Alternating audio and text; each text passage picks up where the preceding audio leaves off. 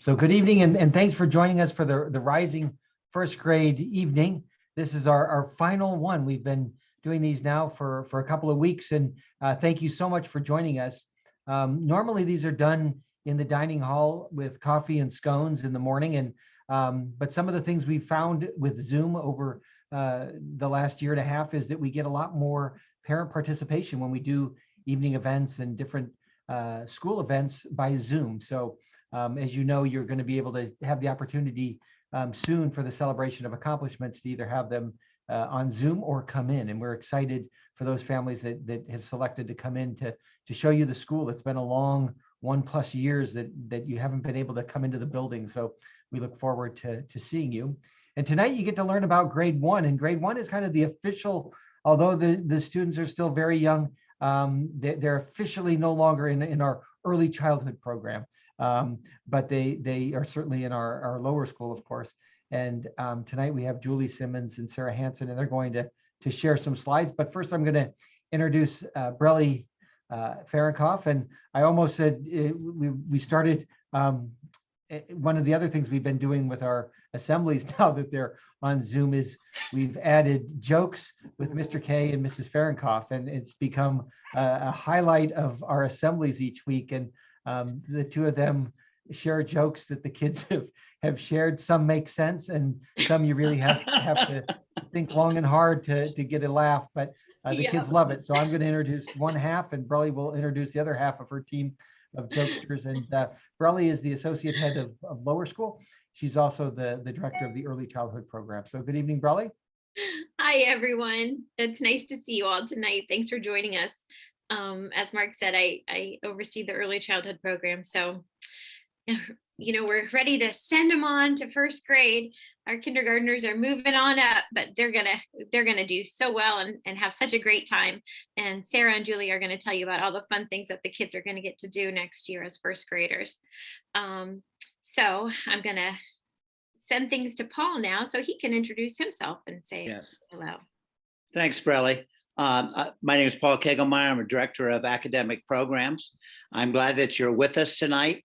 The first grade teachers have a lot of information, a lot in store for you this evening. So presenting this evening, I'm going to introduce Julie and Sarah, and you guys can take it away. Very good. Julie, do you want to start? Sure. So I'm Julie Simmons, and I've been a little bit of every grade level teacher here. I've been pre-K, K, 1, 2. This is my second grade back in first, and it's a grade that I absolutely love. And we are excited that we're going to have a new group of kindergartners in the fall to join us as first graders.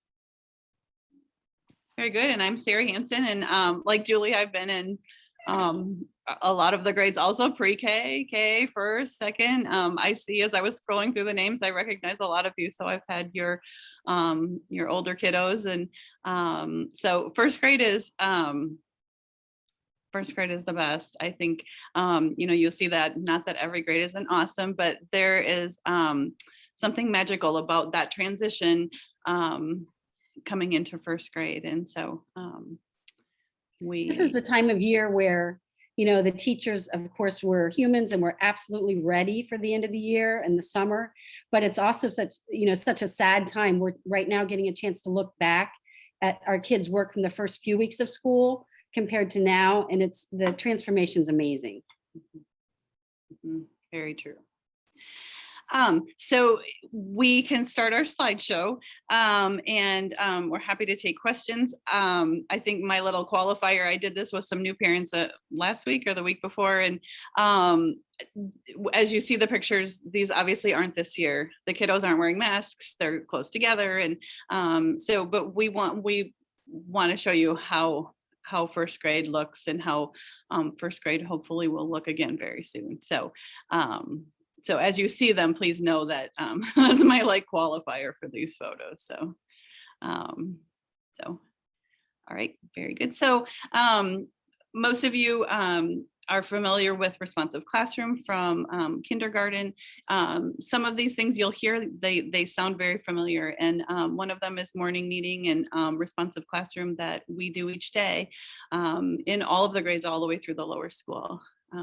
It gives the students a sense of belonging, a sense of welcome. We gather together.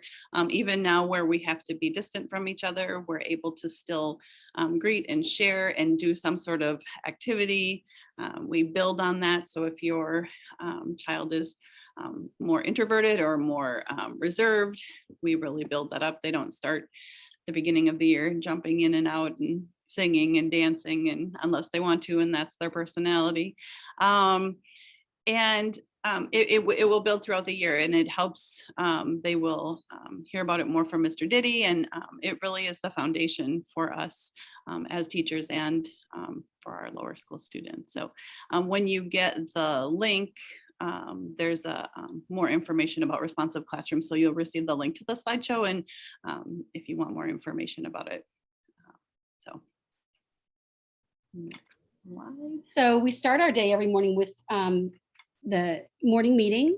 And one of the things they do at morning meeting is read the message. And for me, it's amazing how from the beginning of the year, when some of the kids can just read a few words or they're not confident reading the message, to the end of the year, when they just go up there and they're fluently reading the message and they're looking for certain things.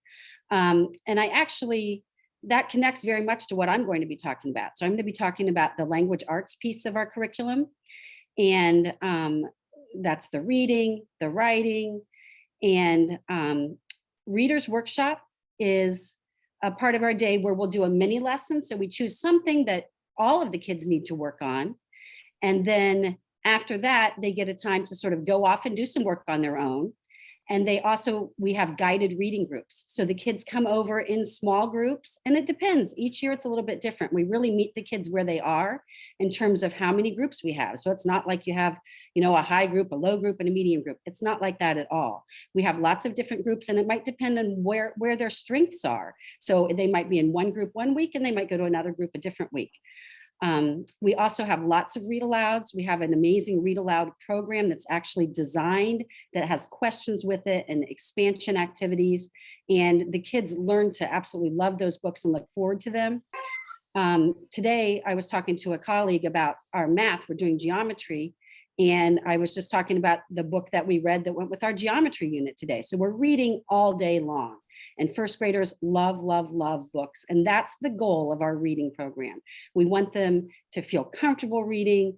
We want them to become fluent readers. But more importantly, we want them to see reading as something that they like to do.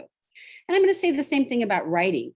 So in our writing workshop, we have lots of different things that we do. They might start out the day. Most kids on Mondays will start out writing about their weekend because that's what they're interested in. We want the writing to be authentic, things that they want to write about. Maybe they're writing some grocery lists and things like that. We do small moments writing, which is where they pick a very small moment in their life and they write about it. And I always give the kids an example of, I love to go to Lake Erie. It's been my family's tradition for over 30 years. And we have a competition looking for sea glass. So my small moment is that we find sea glass and then we write about it. And then they all have their own small moments. And what do you know? They all love sea glass all of a sudden. We do blank books where they can write whatever they want. We conference with the writers to make sure they're on the right track. But we really, again, the goal is for them to be comfortable and to want to write. And I just have to tell you, in the last few days in my classroom, something has happened that they've all decided that they wanted to write comics. And so I didn't have that in my curriculum for this week, that we are going to write comics, but I don't know if you can even see it. So there's this paper, and this paper has been like gold in the classroom. They all want to write their comics, and then sometimes we'll do author's chair where it's a very formal thing where they sit down and there's a time set aside, but we also have sharing as part of that morning meeting. And so my kids have been wanting to go up to the overhead projector, there's a new version of that, but they go to the projector and they project it on the screen and then they read their writing and all of the kids can see it. And then the next thing you know, people are begging to write. And so for me as a teacher, that's what I want. I don't want to just be saying, this is your assignment, this is what you need to write about. I want them to be excited about writing. An important thing that goes with writing is we want them to know the sounds. We want them to be confident enough to be able to read, but also to write the words that they want to write. So we use something called the Phonics Dance. And thank goodness for me, it's not actually a dance. because I would not be super comfortable with that. I taught pre-K for a while and there was definitely dancing involved. But now the phonics dance are basically some chants to kind of help the children remember the parts, the patterns. That's what they're patterns of spelling. And then the kids will have words each week that go with those spelling patterns, and we think about and we brainstorm those words. So I think on the next slide, it might show, yeah, the phonics dance, and maybe or maybe not, this is going to work. We'll see. Just make sure I can share the sound.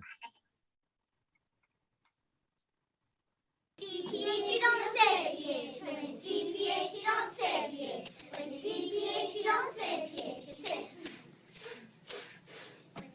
When you see KN, you don't say KN. When you see KN, you don't say KN. When you see KN, you don't say KN. You say.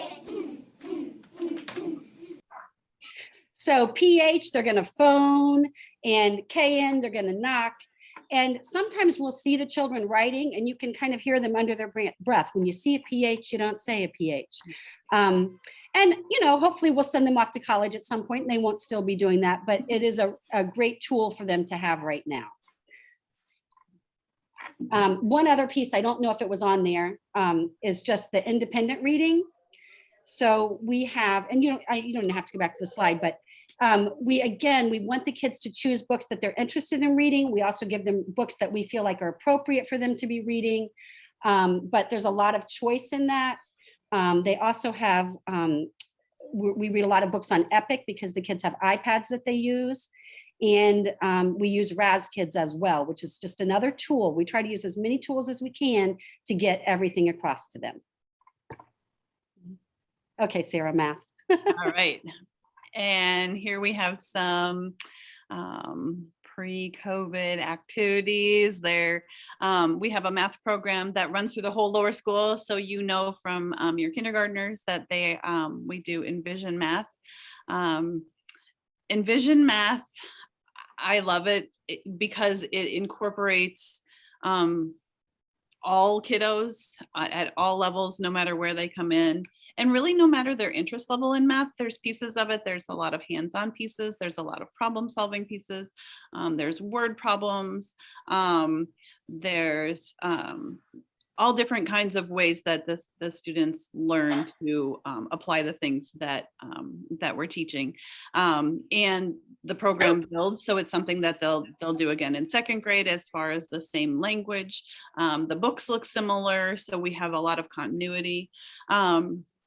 And it extends and remediates. So it really is a program that we're able to support students wherever they are, and also to extend them at wherever their strengths are.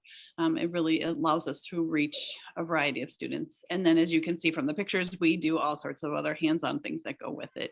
And like Julie was saying, we incorporate literature into that. When we'll talk about our then and now unit, but we do time and measurement during that time. So we do things outside, and so we also have ST Math, which is a spatial temporal math program. It takes away the reading component and allows kiddos to problem solve and work at their own pace. We do that between maybe 3 times a week, 3 or 4 times a week. And again, it's all on their own, depending on how they progress. And so it's a lot of number sense and supporting that deeper and broader understanding of numbers, and really the foundation. And second grade uses it also. So they'll have it in first grade and second grade. And the kids, to be honest, they love it. So just one other thing, Sarah, and you may have said it, but about the ST Math is there is a component of this math program that I love, and it wasn't a part of the program before, where it's not enough to get the answer. It's not even that we want the right answer, but it is absolutely essential that the kids explain their thinking and how did they get the answer that they got. And that's the part that I find is really the most challenging to the kids, because some kids might automatically know it, but to really be able to explain it verbally, or even more difficult, to be able to write down why their answer is correct. And, that's one of those things that just takes it a step beyond, I think, most math programs. True.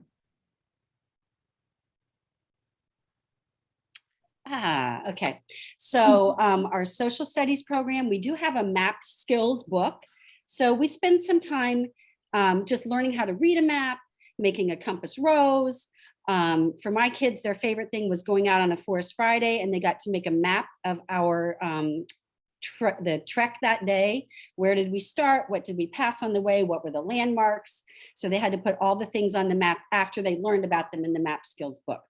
We have a unit called Me on the Map, and that's where we get to talk about everything from the continent to the country to the state, the city, everything that they're learning about. And you can see where it says "we are" in the bottom left of your screen. Those are kind of a culminating project after we've learned about all of the different components of our world. Then we go ahead and show them on like a little mobile. We also take we didn't get to this year, but hopefully we get to next year. We take a trip to the North Market, and we take a little passport with us, and we go around and we see foods that are from different countries. And we also, frankly, get a chance to be out in the world, learning how to be polite, how to take turns, how to say thank you to all of the very kind vendors who stamp our passports.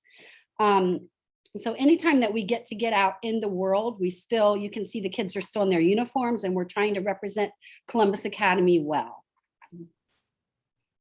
Not sure what's next, Sarah. Let's see. All right. Another big first grade favorite is Then and Now.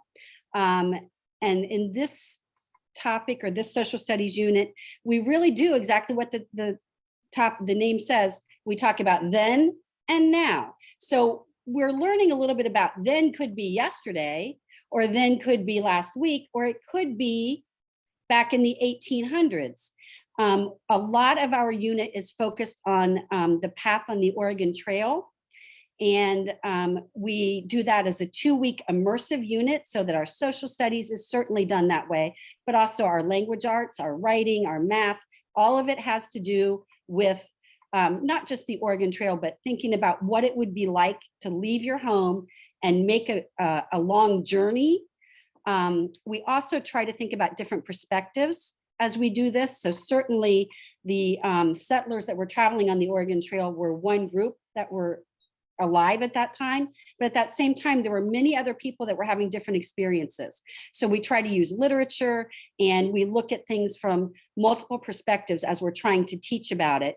And we also spend a lot of time just thinking about what are some things that are the same now as they were in that time, what are things that are very different. And this is a perfect opportunity for a Venn diagram.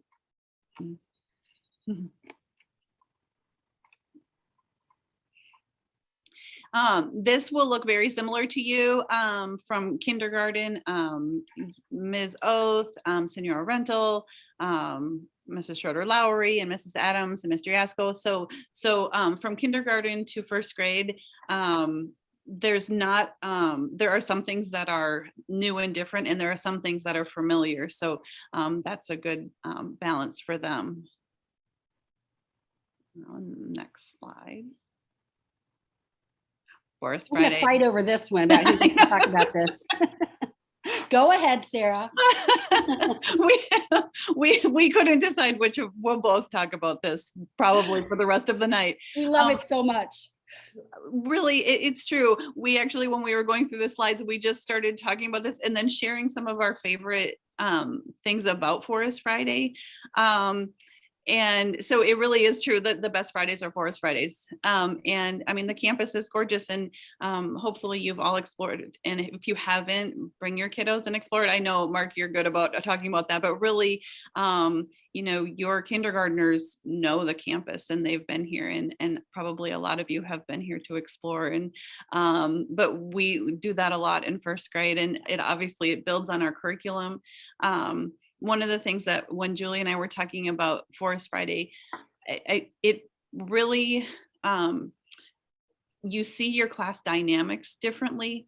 it allows students who maybe aren't academically a leader, or who are very quiet in the classroom, who are all of a sudden leading the group underneath a bridge to find like a water snake that they're sure they saw, and everybody is silent and following them.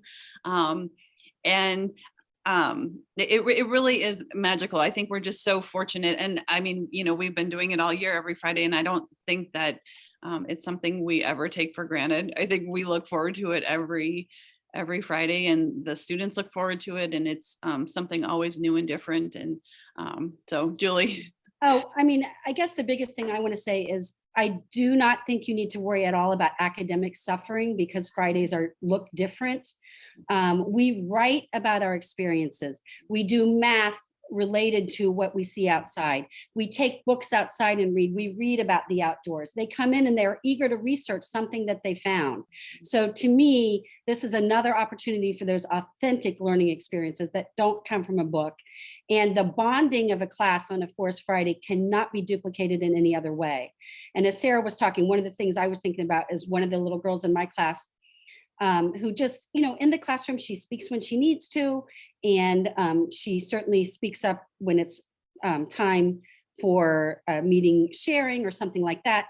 But outside, the student that I'm thinking of, one day we went up and we saw the outdoor camera, and they were just amazed because there's a camera that's a wildlife camera outside, and they know where the camera is. And she just started dancing in front of that camera, and she was singing, and all the other kids were doing it. And it was just seeing a side of her that I don't typically get to see. My children have been most involved in, of all things, the retention pond. The retention pond has so many frogs right now, and they beg every day, can we go to the retention pond? Can we go? Or they don't call it that, the pond. Can we go to the pond? And they are, you know, holding the frog and thinking about how to be gentle with it.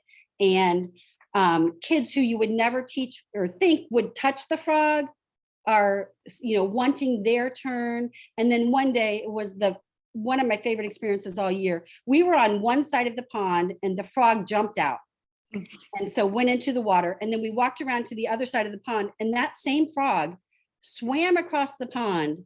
And all of the kids are like, he likes us so much, he wanted to be with us. And the rest of the day, they're talking about their friend, the frog. So I certainly didn't get to do that in any grade at school. But I'm sure glad I get to do it as an adult. That's it. I could talk about Forest Friday for days. We could. I know, Mark, you better switch the slides. We could go on. So some other wonderful experiences.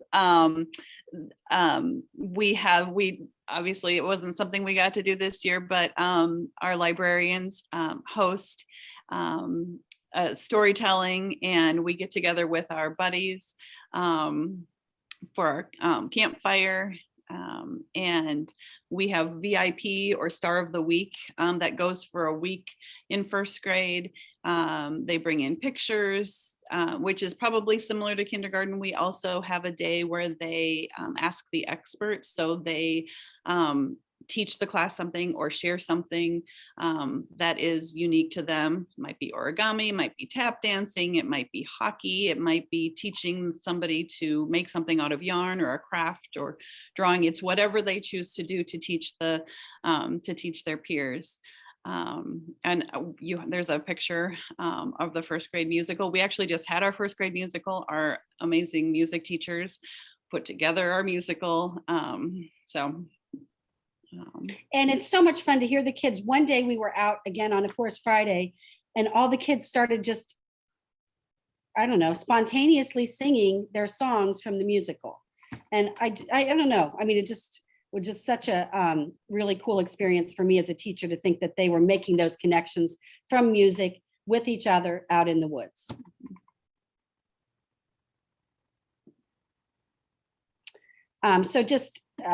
We're hoping again we can do this next year. We have fourth grade buddy. Is that right? I'm thinking it's been a while. It doesn't feel. I know. Right. We have fourth grade buddies, and we go visit them at different times during the year. We try to plan an activity maybe every other week or at least once a month. And sometimes it might be based on a holiday, sometimes it's a service project, sometimes it's just getting together to play out on the playground. Assembly, and this year, yes, the jokes have been the absolute favorite at assembly. And I have my kids begging me every day, will you send the joke to Mrs. Fahrenkopf? Send this one to Mr. K. It's a math joke. I know he'll like it. Jump rope for heart, again, we didn't get to do it this year, hopefully next year. And sometimes we get the opportunity to do things with other grade levels that's not necessarily set up in a we always do this kind of way. So that picture there shows spending time with the littlest Vikes. So sometimes we might go down and read to pre-K friends, even though we don't have certain buddies there. This year, we were lucky enough that one of the upper school history teachers set up, along with her students, she set up an entire 2 days in the woods on a Forest Friday where we followed the Oregon Trail. So they had different stations set up for us to go to. And at each one of those stations, there was a different activity related to what we'd been learning about. So, you know, to me, I've been here, I'm at the point, I don't know how many years, 23, 24, one of those two. I've been here that many years. And to me, the connections between, you know, 3YO, pre-K, first grade, all clear up to upper school, that is just something that can't be duplicated. When our kids see somebody in the hall that is a big kid and they realize that that person, you know, did something with them or for them, it makes for such a really cool experience. But the teachers are always trying to do that. I know the middle school math teacher is often setting up things that our kids can do with her middle school math students. So we take advantage of the fact that we have so many grades together. We're lucky to have that many on one campus.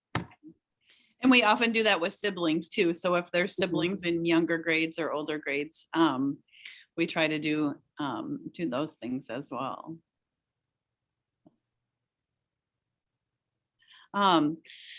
Service learning it takes a lot of different, these pictures are really from our Kids for Kids and our clothing drive, but there's a lot of different ways that we do service, and I'm sure you're familiar with it in kindergarten.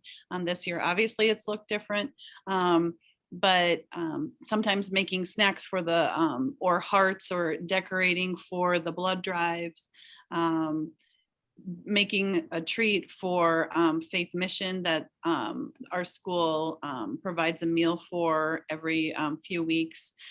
So it's woven into everything that we do, even in the lower school where maybe we can't go off campus. Although our first grade students did go off campus.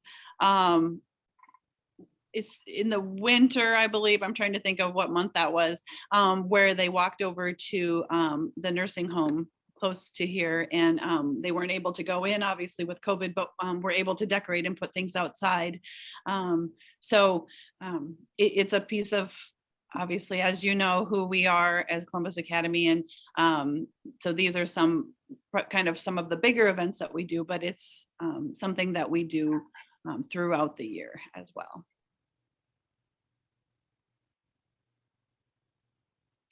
Okay, so what else to expect when you're expecting a first grader?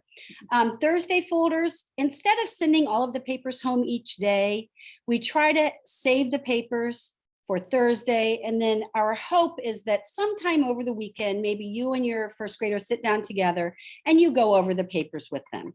I think it's more meaningful rather than getting one sort of shredded up paper on Tuesday and another half ripped paper on Wednesday. It all comes together. And at least when I packed them this morning, they were neatly sort of organized. I don't know how they got home, but that's one of the things that we try to do.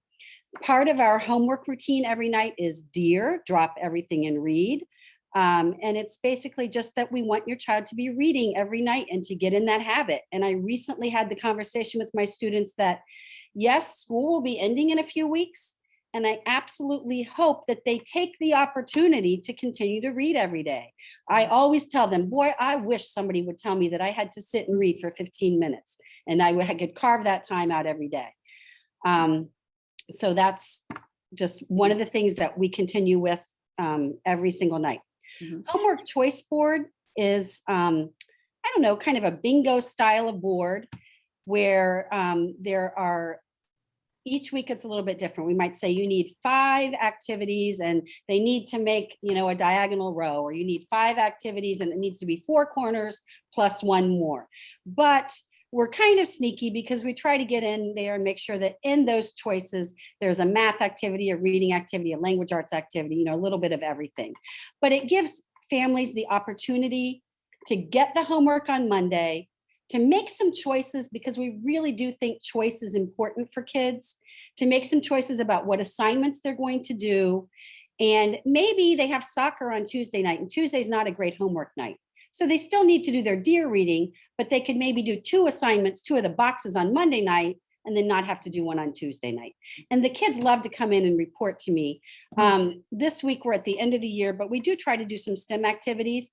The favorite this week, and I've already gotten several videos on email about this, one of the activities was to make a boat and see if it will float. And so I just had an apple boat come through on my video screen. And so she explained how it floated and what supplies she used. And one of the other kids put his in a creek behind his house. So not necessarily a typical one, but we do try to have some things that actually do have to do with building, but then they have to use verbal skills or written skills to tell about it. So we're thoughtful in terms of the things that we're putting on there. And it will range, and it will be kind of like usually a review of something that we're doing throughout the week or have done in the past. And we also, like Julie said, we're sneaky because it might be like practice tying your shoes, or, when we're talking about time, practice telling time, making lists, things like that. We every couple of weeks have something about helping at home. We're working on like, maybe some kind of chore or something to help, and then connecting maybe with people who don't live in your house, connecting with families at a distance. So the parents' favorite this year was when we had the homework choice board that went with our then and now unit, because one of the things was help your parents with chores at home. So we can maybe get those in every once in a while as well. So first grade is a little bit different than kindergarten in that we have 2 teachers in the classroom, an associate teacher and a lead teacher, but not for the entire day. So the associate teacher generally is in the classroom in the morning and then through lunch. So all of those, the small groups and all of the things that happen are balanced with the 2 teachers in the classroom, and again with our small classes, but that's a little different than kindergarten where the associate teacher is there for the entire day. And lunch, normally this is in here from the other years where lunch is for kindergarten is in the Westwater room, and now lunch is in the classroom. So Mr. Hansen, we're hoping that lunch will be back in the dining hall, and but it really is, that independence really builds, and I think that's going to be something that all of our students are learning again, is that it's different than sitting at your desk and eating, and that communal eating is something where you learn manners and passing things and conversation and all of the pieces of sitting around a table. There's always a teacher sitting with and eating lunch with the students. So and kind of monitoring what they're eating and how to be independent with those food choices. So and just one other thing, Sarah, because I was thinking of it from today, one of the things too that we talk to the kids about is cleaning up after yourself as much as possible. And we expect that in the dining hall. We have had the opportunity to have an amazing person coming to clean our room in the evenings lately. And we've got to meet him, and his name is James. So I've talked to the kids about James.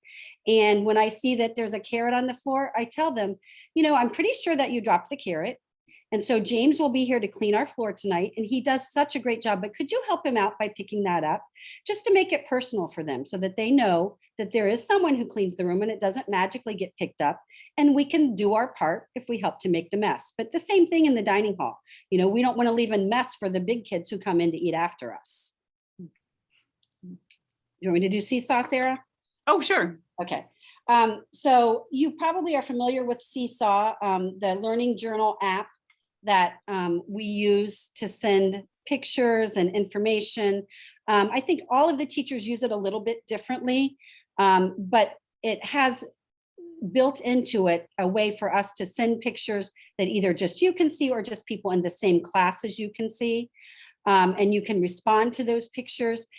The other part of it that we're using is the student journal part of it. So today, for example, we are doing geometry. And so we're making things out of shapes. So the kids can use their own iPad to take a picture of the shape that they created with, I don't know, what were you using today, Sarah? Wiki sticks or something? I don't know. Yeah, what you said. pipe cleaners. Pipe cleaners. Mhm. And so they can take a picture of it and then post it to their own Seesaw account. So you're getting an idea of some of the things that are happening pretty much right when they're happening. And some days we might just send a few pictures, and some days if there's a big event, we might send more.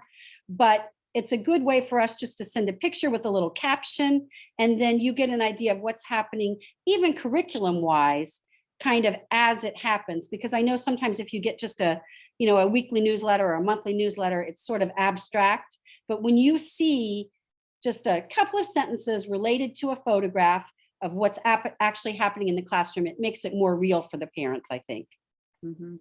It's a good talking point, when if you've seen pictures of the day, when somebody gets in the car, you're already ready for, kind of knowing what to ask or what to talk about too. I think sometimes it's hard for our kiddos to find the language, like, what did you do today? I have no idea. There were so many things. It was amazing. So Seesaw is, I think we've been thrilled with just the opportunity to use Seesaw so that it's like your sneak peek into our day. Yep. There we are. Lovely. So yeah, so there's will be 4 first grade classes in the fall, and so Mrs. Klug is also one of the first grade teachers, and then Kara Hostovich, who is currently in 2nd grade as a teacher, who will be in 1st grade also. So this is us. Yep.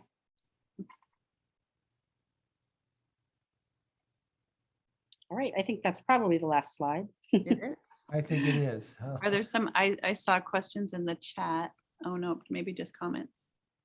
It's fun for me to scroll through and see, like, who do I know? I'm so excited.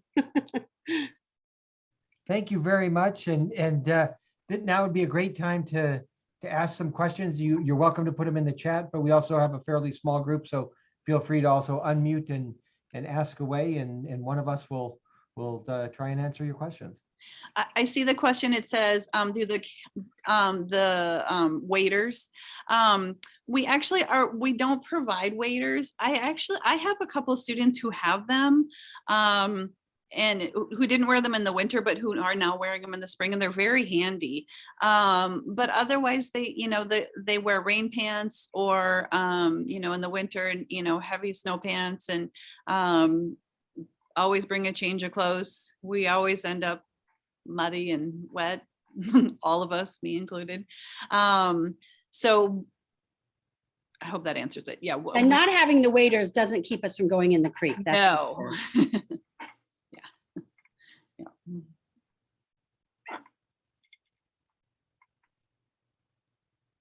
I have not heard this much quiet all day. This is. No, I don't see any hands. And just so you know, in the fall, there's more of a curriculum night as well that goes into detail on everything, but that's just to give you an overview of first grade. I have a quick question. Sure. Can you hear me okay? Mhm. It's been a couple years since my son was in. Do they have, or is it just night reading? Wait, Asia, say it again, because you kind of broke up. You kind of got cut off there. Oh, sorry. Awesome, first grade. I heard, do they have something, but not just math and reading? So I didn't hear the whole thing. You may have to put it into the chat room, Asia. You kind of is getting cut off. Sorry. Thanks. So Crystal's question about how many students are normally in a classroom. It's typically in the range of 16. I don't know if that's a cap or if that's, what it has been, but that we're pretty clear that in first grade, we want to make sure that, we have enough time to be doing some small group with the kids and really meet them where they are, especially with, the reading skills and the early literacy skills. So we want to make sure that the class sizes are appropriate for that. Oh, anything to suggest to prepare for first grade? To me, the biggest thing is just reading a book with your child, making sure that, go to the library, have fun with that. Let them do any kind of writing they want to do. So maybe it's a letter to grandma and grandpa, maybe it's the grocery list. So, they don't need to be doing worksheets and things like that. They'll be fine. Let them have a great summer. Get a little bit, some books in, a little bit of math, counting some things, but they don't have to do a lot to be ready. Yeah. And I think, independent activities, sometimes being responsible for something, first grade is a lot of that. When we talk about homework, it's really more about the routine of homework, that you have a specific spot where you do your homework and that you are responsible for your own folder in your own bag. And that's as much of the process as the actual, whatever the boxes that we're doing. So,